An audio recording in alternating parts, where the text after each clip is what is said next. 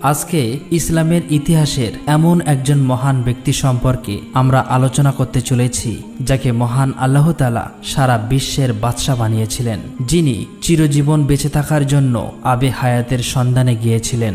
একদিন বাদশা জুলকারনাইন ইসলাম প্রচারের উদ্দেশ্যে কোনো এক অজানা পথ ধরে কোথাও যাচ্ছিলেন। যেতে যেতে তিনি অনেক কথাই ভাবছিলেন। কিছুক্ষণ যাবার পর বাদশা জুলকারনাইন ক্লান্ত হয়ে পড়লেন। তাই তিনি কোনো এক জায়গায় বিশ্রাম নিচ্ছিলেন।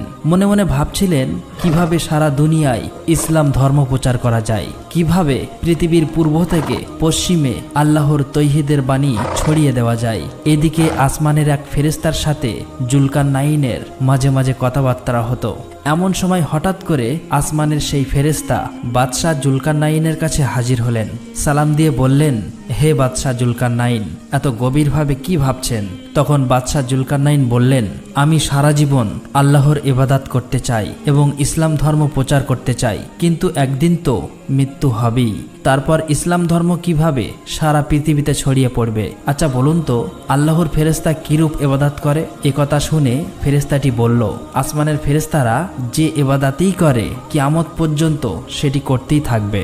যদি কোনো ফেরেশতা রুকুতে দাঁড়িয়ে থাকে তাহলে কিয়ামত পর্যন্ত সে রুকুতেই দাঁড়িয়ে থাকবে। আবার কোনো ফেরেশতা যদি সেজদায় থাকে তাহলে কিয়ামত পর্যন্ত সে সেজদাতেই থাকবে। এই কথা শুনে বাদশাহ জুলকারনাইন বলল, আল্লাহ রাব্বুল আলামিন যদি আমাকে কিয়ামত পর্যন্ত হায়াত দান করতেন তাহলে আমিও কিয়ামত পর্যন্ত আল্লাহর ইবাদতে মগ্ন থাকতাম, কিন্তু এটা কি সম্ভব? তখন ফেরেশতাটি বলল, আমি আসমানের উপরে কোনো একদিন শুনেছিলাম পৃথিবীর শেষ প্রান্তে কোহেকাব পর্বতের পাদদেশে একটি অন্ধকার গুহার মধ্যে আবে হায়াত নামক একটি কুয়ার পানি রয়েছে। এটি পান করলে অমরত্ব পাওয়া যায়, সে সারা জীবন বেঁচে থাকবে। এই কথা শুনে বাদশাহ জুলকারনাইন আশ্চর্য হয়ে গেলেন। অতঃপর ফেরেশতাটি সালাম গ্রহণ করে বিদায় নিলেন। এবার বাদশাহ জুলকারনাইন চিন্তা করতে করতে রাজ দরবারের দিকে ফিরে আসতে লাগলেন। আল্লাহ রাব্বুল আলামিন বাদশাহ জুলকারনাইনকে সারা পৃথিবীর বাদশা বানিয়েছিলেন। তিনি পৃথিবীর পূর্ব থেকে পশ্চিমে ভ্রমণ করেছিলেন। পরের দিন বাদশাহ জুলকারনাইন রাজ দরবারে একটি জরুরি মিটিংয়ের আয়োজন করলেন। বাদশাহ জুলকারনাইনের প্রধান উপদেষ্টা ছিলেন খিজির আলাইহিস সালাম, আর ছিলেন আল্লাহর প্রিয় লোকমান হাকিম, আরও ছিলেন জ্ঞানী গুণী আল্লাহওয়ালা বুজুর্গ দরবেশ। বাদশাহ জুলকারনাইন তখন সবাইকে জিজ্ঞেস করলেন, আবে হায়াতের পানি সম্পর্কে আপনারা কি কেউ কিছু জানেন? তাহলে বলুন। উপস্থিত বিশিষ্ট ব্যক্তিদের মধ্য থেকে একজন বিশেষজ্ঞ বললেন, হুজুর, আমি হযরত আদম আলাইহিস সালামের এক নসিহতনামা পাঠ করে দেখলাম। তিনি বলেন, আল্লাহ তাআলা এই পৃথিবীতে আবে হায়াত নামক এক সুস্বাদু সাদা তরল পদার্থ প্রেরণ করেছেন, যা মানুষ একবার খেতে পারলে কিয়ামত পর্যন্ত তার আর মৃত্যু হবে না। তবে আবে হায়াতের অন্ধকারের গভীরতা অনেক, সেখানে যেতে হলে দামি কোনো মণিমুক্তা পাথর নিয়ে যেতে হবে, নয়তো পথ হারানোর সম্ভাবনা আছে। অপরদিকে থাকা অন্য একজন বলল, আমিও শুনেছি আবে হায়াতের পানি দুধের চেয়েও সাদা, মধুর চেয়েও মিষ্টি। এই পানি পান করলে কিয়ামত পর্যন্ত বেঁচে থাকা যাবে। এটি পৃথিবীর শেষ প্রান্তে কোহেকাব পর্বতের পাদদেশে অবস্থিত। তখন বাদশাহ জুলকারনাইন বলল, আমার রাজত্বের ক্ষমতা ও দায়িত্ব আপনাদের কাছে দিয়ে আমি আবে হায়াতের সন্ধানে যেতে চাই। অতঃপর বাদশাহ জুলকারনাইন একজন দায়িত্বশীল ব্যক্তির নিকট রাজ্য পরিচালনার দায়িত্ব দিয়ে 12 বছরের জন্য আবে হায়াতের সন্ধানে বেরিয়ে পড়ার প্রস্তুতি নেন। হযরত খিজির আলাইহিস সালামকে কাফেলার প্রধান নিযুক্ত করেন। অন্ধকার দেশে আলোর প্রয়োজন, তাই বাদশাহ জুলকারনাইন রাজকোষ থেকে 2টি উজ্জ্বল মানিক নিয়ে একটি খিজির আলাইহিস সালামকে দিয়ে দিলেন এবং আরেকটি নিজে রেখে দিলেন। অতঃপর খিজির আলাইহিস সালাম তার সৈন্য সহ প্রয়োজনীয় খাবার নিয়ে আবে হায়াতের সন্ধানে বেরিয়ে পড়লেন। বাদশাহ জুলকারনাইন প্রথমে পৃথিবীর পূর্ব প্রান্তের দিকে যাত্রা করলেন। যেতে যেতে তারা অনেক ধরনের আজব এবং নতুন অনেক প্রাণী দেখতে পেলেন। তখন জুলকারনাইন সেখানে থামলো এবং সৈন্যদের জিজ্ঞেস করলেন, আপনারা কি বলতে পারবেন এটা কোন প্রাণী? সৈন্যরা বলল, হুজুর, এই ধরনের প্রাণী সম্পর্কে আমাদের পূর্বে কোনো ধারণা ছিল না, অতএব এটিও আল্লাহ রাব্বুল আলামিনের সৃষ্টির এক প্রাণী। যেতে যেতে তারা যখন এক নদীর তীরে অবস্থিত হলেন, সেখানে উপস্থিত হয়ে তারা দেখলেন নদীতে এক ধরনের মানুষ বসবাস করছে, যাদের সম্মুখ মানুষের ন্যায়, আবার পিছন মাছের ন্যায়।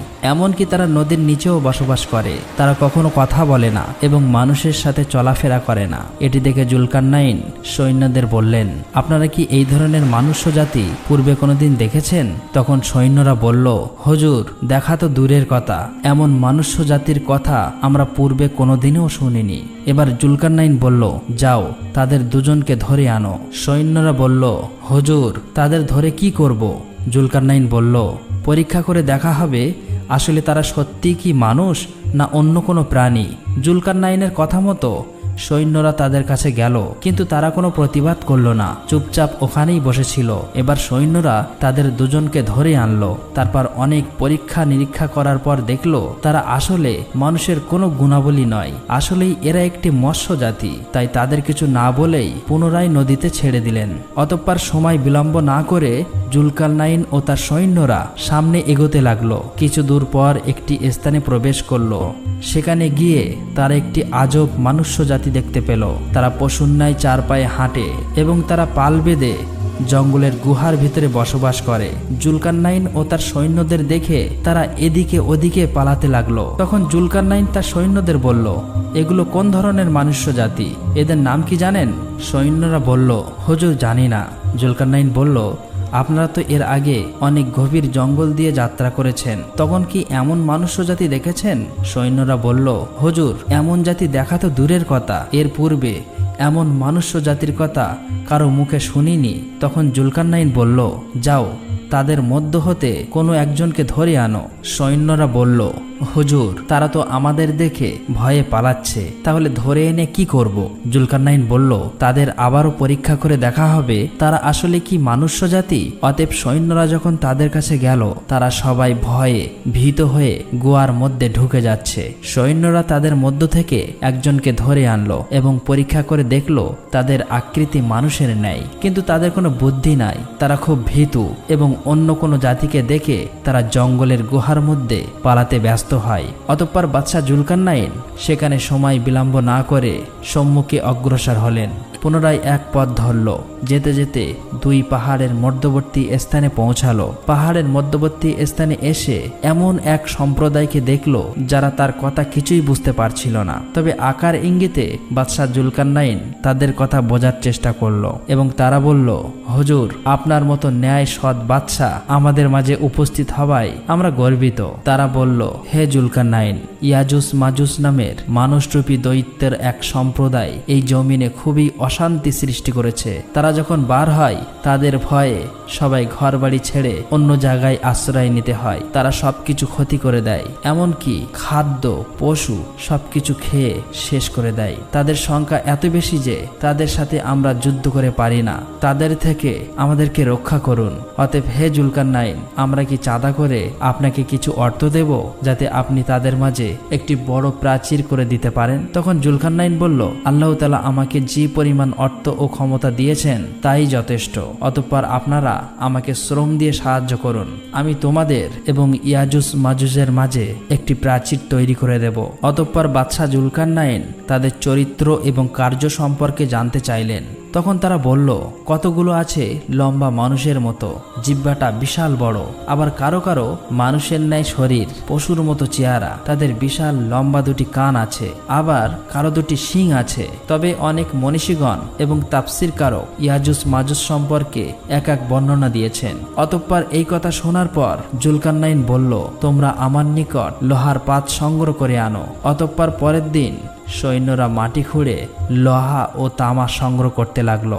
যখন উভয় পর্বতের মধ্যবর্তী স্থান লোহা দ্বারা পূরণ করা হলো, তখন জুলকারনাইন বললেন, তোমরা চুলায় আগুন ধরাও এবং লোহায় তাপ দিতে থাকো। যখন লোহা উত্তপ্ত হয়ে গলে যাবে তখন গলিত তামা নিয়ে এসে তাতে ঢেলে দেবে। এইভাবে এখানে একটি বিশাল বড় প্রাচীর নির্মাণ করা হলো। এরপর থেকে ইয়াজুস মাজুস তারা কখনোই এই পাঁচিল ভেদ করে আসতে পারেনি। তিনি এই কাজ সমাধান করার পর বললেন, এটা আমার আল্লাহর অনুগ্রহ। বাদশাহ জুলকারনাইনের এমন ক্ষমতা দেখে সেখানকার লোকেরা ইসলাম ধর্ম গ্রহণ করলেন। কিয়ামত পর্যন্ত তারা ইয়াজুস মাজুজের অত্যাচার থেকে নিরাপদ থাকবে বলে হাদিস থেকে উল্লেখ পাওয়া যায়।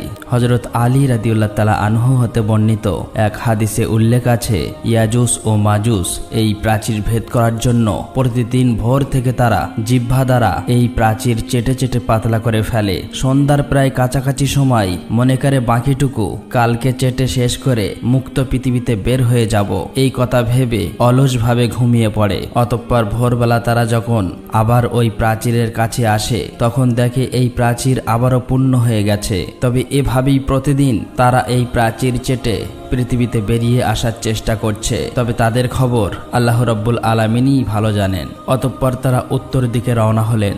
সেখানে গিয়ে তারা দেখলেন এক বিশাল প্রাচীর ঘেরা বড় এলাকা। এই প্রাচীরের ও প্রান্তে কি আছে সেটা দেখার জন্য সৈন্যদের নিয়ে জুলকারনাইন এদিক ওদিক ঘোরাঘুরি করলেন, কিন্তু কোথাও কোনো দরজা পেলেন না। অবশেষে সৈন্যের মধ্যে থেকে একজনকে ওই প্রাচীরের ওপর দিয়ে ভিতরে প্রবেশ করালেন। কথা ছিল ওই লোকটি দেয়ালের ভিতর থেকে ঘুরে এসে সেখানকার সমস্ত খবরাখবর জানাবে। কিন্তু দীর্ঘ সময় অতিক্রম হয়ে গেল। সবাই তার জন্য অপেক্ষা করছিল যে লোকটি ফিরে আসবে, কিন্তু লোকটি আর ফিরে এলো না। এবার জুলকারনাইন আরেকজনকে দেয়ালের উপরে তুলে দিল। সে যেন দেয়ালের উপর থেকে দেখে ওই প্রান্তের সমস্ত খবর দেয়। কিছুক্ষণ পর ওই লোকটিও দেয়ালের উপর থেকেই অদৃশ্য হয়ে গেল। দীর্ঘ সময় অতিক্রম করার পর সে লোকটিও ফিরে এলো না। তখন জুলকারনাইন ভাবলেন সেখানে কোনো রহস্যময় গজবী জাতির অস্তিত্ব রয়েছে, আর কোনো লোককে হারাবে না বলে জুলকারনাইন আর সামনে এগোলো না। অতঃপর সেখানে সময়